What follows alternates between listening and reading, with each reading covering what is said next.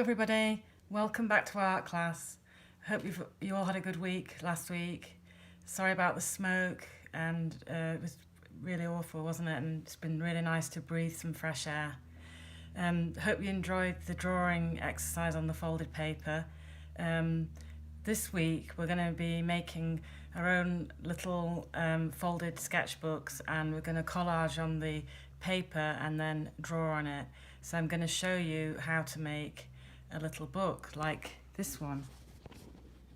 So you can see it's folded.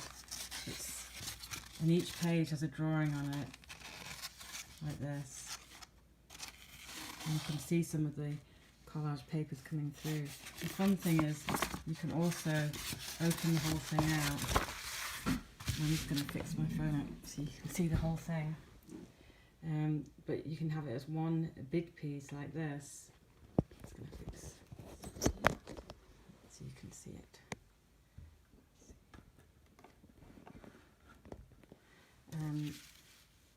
So you can see like these are each of the pages, and then it folds up into a book like this. And it's a little book as well. And so you can use this idea to make gifts as well, to give to people. So the first thing I'm going to show you is how to make a little book and how to fold it. Okay, here's one I've already done. So it's got this slit in the middle. Okay, so we're going to start with one big sheet of paper.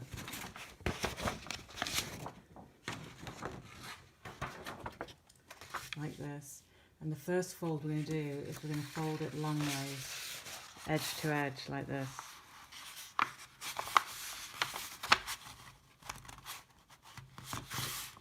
Use your fingers to flatten the edge all the way along. Okay, so I've done that the long way, like that. Okay, then you're going to open it out, and you are going to fold it in half, like that, edge to edge. Okay, like that. So it's like that now. Okay, then we're going to open it back out again. This time we're going to take this edge to the middle. Okay, on this side, open it out, then we're going to turn it, and we are going to fold it into the middle here. Now we have all the sections of each one of these is a section of our sketchbook. Okay, then we're going to fold it back in half, and we're going to do a cut, and we're just going to do it just to the end of this line here. So I'm going to go along here, drawing it on so it's really clear. Okay, and I'm going to cut through both sheets of paper. So I'm cutting along there, like that. Okay, like that. So you've got the slit there in the middle. Now we're going to open it back out, and we're going to fold it in half like this, and we're going to open that middle bit. We've got this shape here. I'm going to bring those together so that these are the book pages of the book, but we now have to put a fold in here. So I've gone like that, and I've squeezed it in, brought those together like that. So I'm making a cross. Then we want to fold it up like this.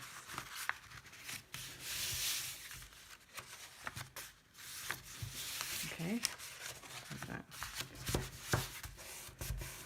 There you are, and that's the little book. Okay, but it can also be out as one big sheet, so that's the beauty of it. So I'll just do that bit again. So it was out like that, squeeze those in, so you've got like a cross formation here, and then fold it together like that to make a book. Okay, and I'll send these as a sample and one with the folding so you can look at them, because it is a little tricky. Moving on, then we're going to do some collaging, and we're using some bits of recycled paper. I'll open this out to show you. This is one that I haven't drawn on yet. So I've used bits of envelopes. This is some Chinese money. I'll show you a piece.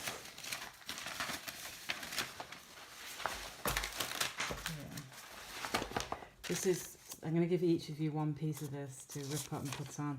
But it's something, it's sort of symbolic, and they give it out, I think, at Chinese New Year, but it's great for collaging. It has a little bit of gold on it. So we'll use some of that. And I've used some old pages of books. This is the inside of business envelopes that have these really nice textures. And then some of these are pieces from the newspaper, and it's fun to put things in connected with what you're drawing. We're drawing plants we're finding on Bainbridge Island, so it's fun to put things like the word Bainbridge in an island. And then on this one, I put some bits of maps in here, and I will send some maps to school as well for you to look at here. Okay.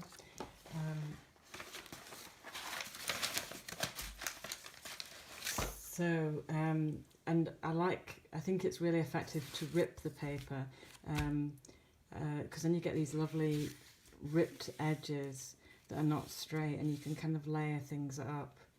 So I think the first thing is to lay out your paper once you've folded it. And these are all on this side is going to be the pages of your book. And then just start laying on some paper. So this is a piece from a newspaper, and it's got Bainbridge on it. So I'm just going to rip that out to use that.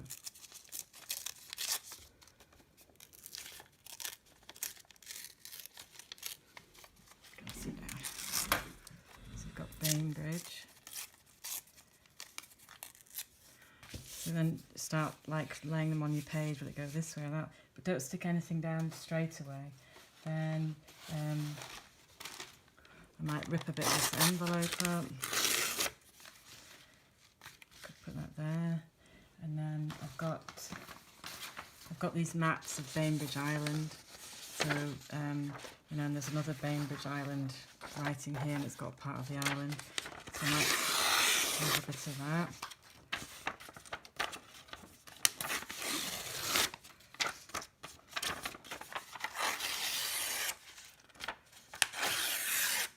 Maybe this piece could go here. Maybe that's going to be one whole piece just on there. Oh, and I've got my special Chinese money. So I'm going to use a bit of that. And add that here.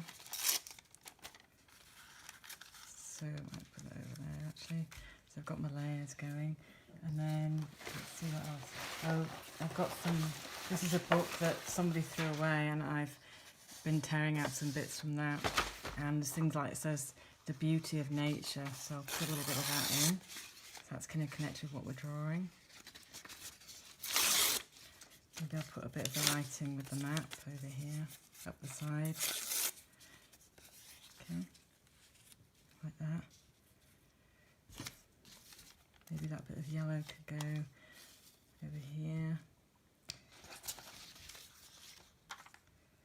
There's another bit of Bainbridge here.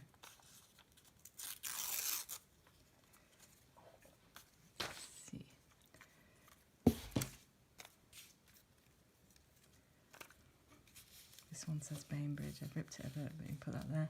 Then when you're ready, you can start gluing them down. So I'm just using some, you've probably got like Pritt stick or glue stick. Put the glue down.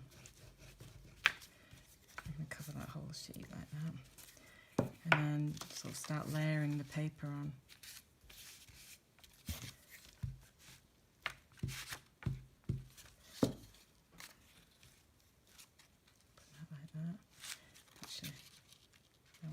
To go over the top, so I'm going to peel that up, put that underneath, put that there.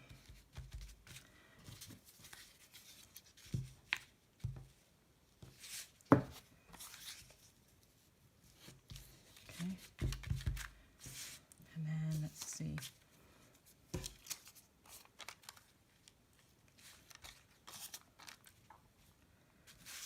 I put this one over here. So you're just gradually building up, and you want to cover all these pages. And I've purposely not picked like really bright colours, because it's quite nice to have a kind of monotone, kind of subtle colours in your backgrounds. Put a little bit more of the map on here.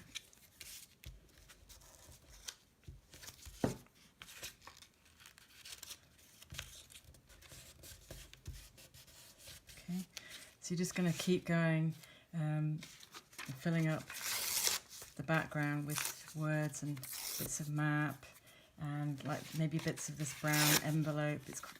I've been enjoying using bits of what would normally go into the recycling. It's fun to make art from it. It's getting a second use there.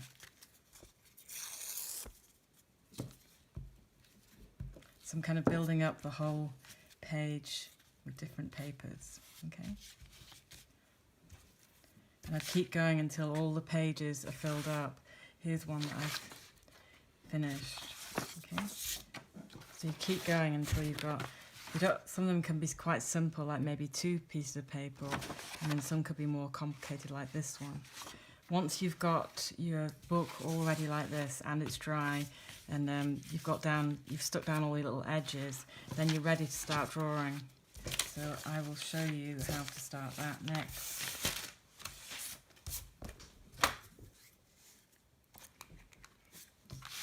Let's get my plants.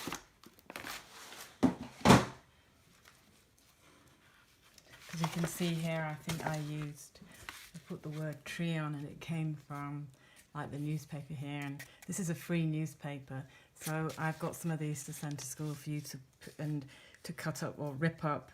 And so there's like, you could rip out the word Bainbridger or Islander, you could look for different words like trees and plants.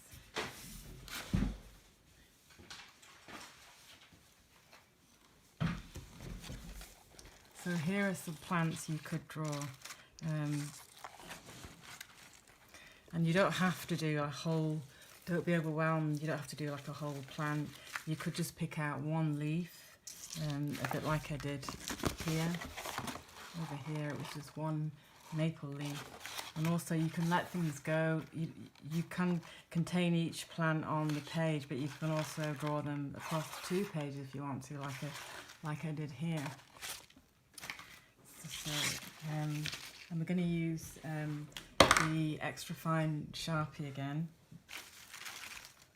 Let's see what leaf should I start with. This is a good one here. So I'm going to draw this one, and I'm going to do it here. So don't worry about using pencil, and just try and go with the flow. It does not have to be perfect. It's just about really looking at your plant. So I've got the top part there.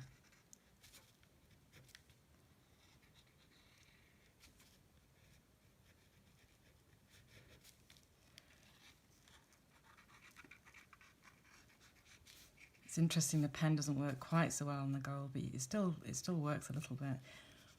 Something's resisting it a little bit.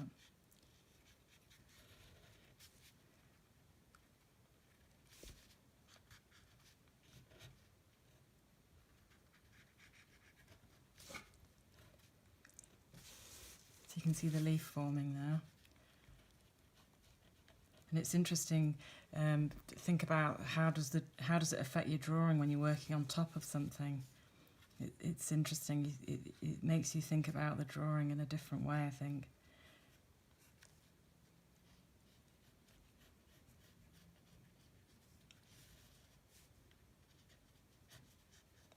So you're looking carefully at the leaf structure and think about the edge of the leaf. Is it a wavy line? Is it a sharp line? And try and get that into the way you're drawing, the way your line is moving.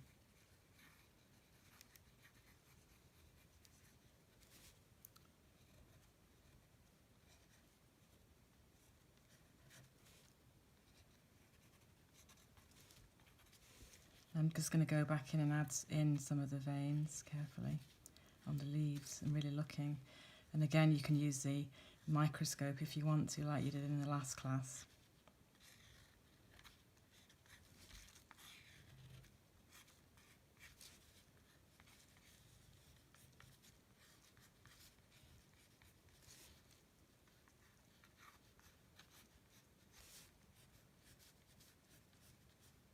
Okay, so kind of a few more veins in there. Over here I'm going to do one right across the page just to show you. Let's see. There's a long one. suppose I'll do this fern. So I'm just going to put the line in for the middle of the fern first, going all the way down.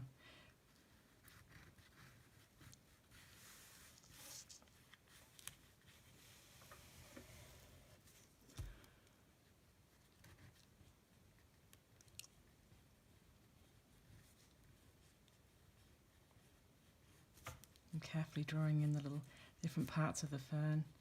It starts really small at the top and then it's getting gradually bigger.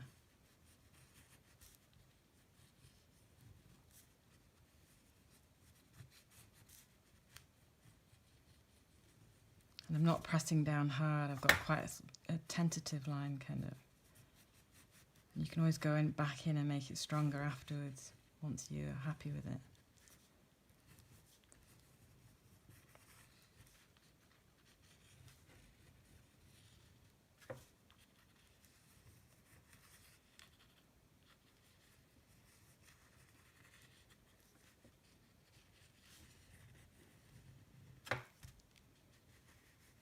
Some of these are a little bendy, so I'm trying to get that into my drawing.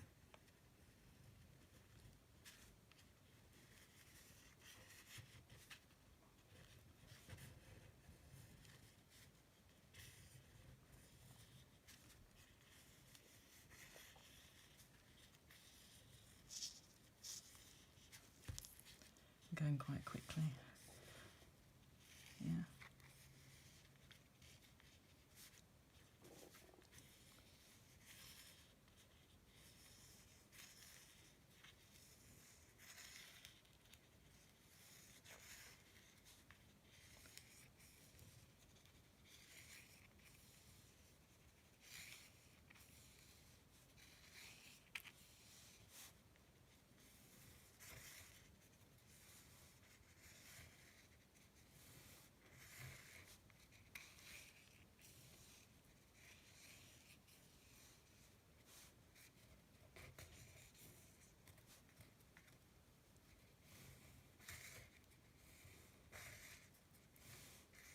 So I've drawn that fern across 2 pages of the sketchbook.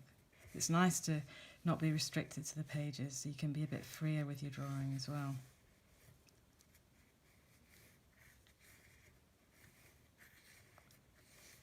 Okay. I might go in and add in some of the veins as well. Okay. Once you've done a plant or leaf drawing on each page, then we're going to do a bit of watercolor around the leaves to really make them jump out of the paper, and we almost like leap out and they really sparkle once we put the colour behind. So I'll show you how to do that next, and you can see like I picked alternate colours. I didn't do them all the same colour. Like I had orange and then I had slightly different here, and some of the colours flowed into each other. Okay, so I'll show you how to do that next, just on these pieces I've just done. So I've got my watercolours here. I've got a brush. I need plenty of water. Oops. And what we want to do is we're going to put the colour around the leaves, so that it starts to sort of come out of the paper. So let's see, I'll put some blues and greens onto this one, and I've got plenty of water in the colour, and putting the colour down first, and then I might wet my brush to help it spread.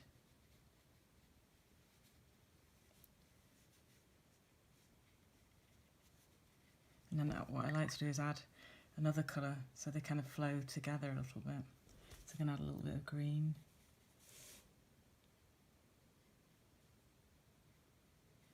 And what I like about the watercolour is you can still see the words and prints, they come through because it's translucent. And once you've got quite a bit of paint, you can like just spread it around a little.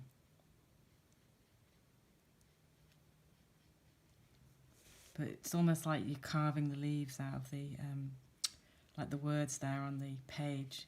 The leaf is starting to be carved out, the separate piece.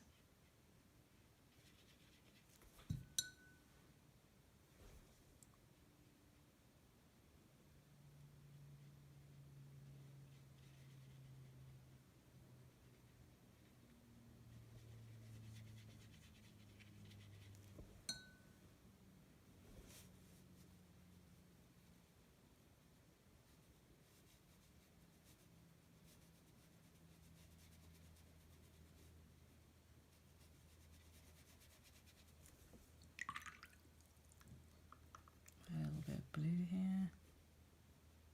So you can have fun playing with the colours and letting them like flow together. Add a little bit more water and then they flow together like that. Hopefully you can see now the leaves are starting to come away and stand kind of in front, almost in front of the collage.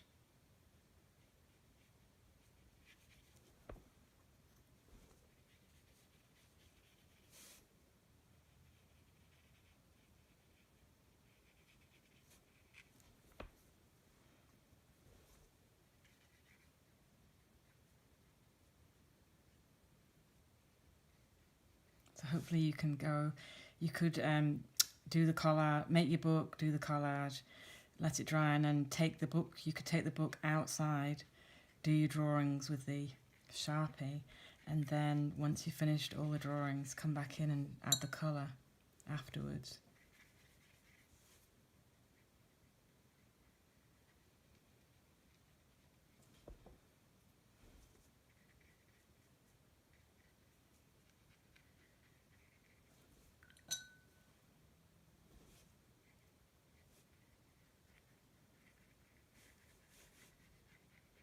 I like the way the watercolour looks different on the different collaged papers too, it kind of changes.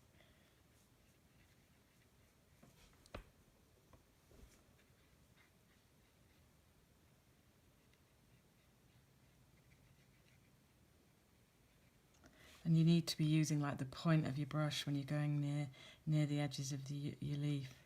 If you want to, you could even leave a bit of white around the leaf if you want to.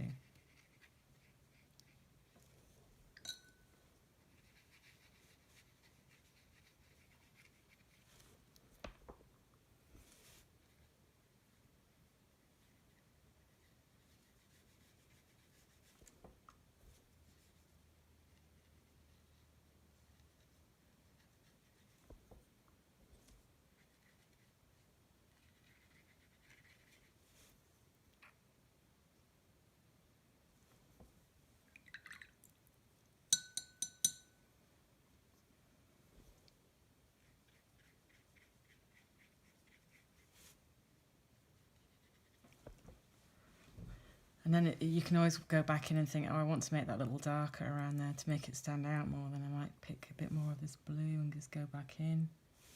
Go a tiny bit darker around there.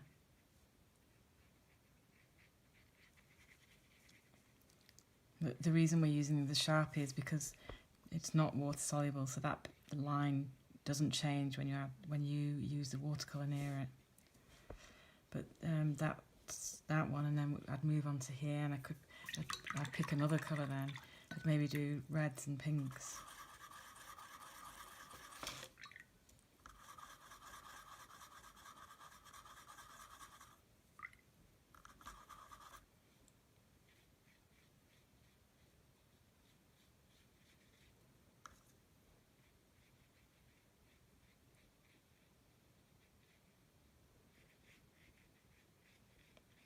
So we're not worrying about the colour of the plant, it's more like the shape, the texture of the line, the veins we're thinking about. Is it curly? Is it straight? These are things that you can be asking yourself when you're drawing the plants.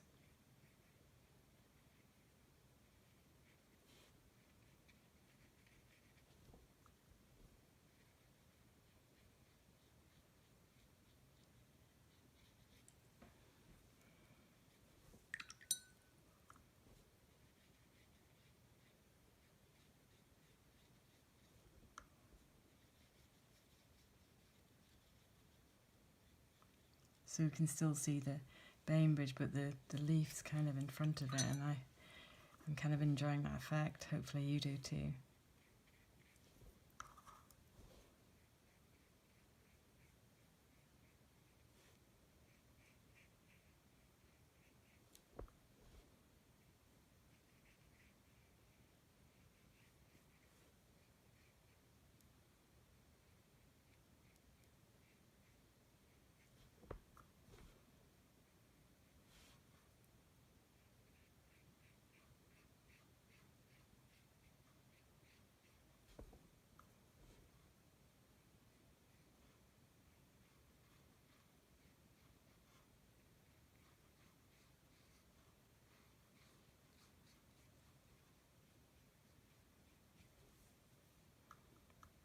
And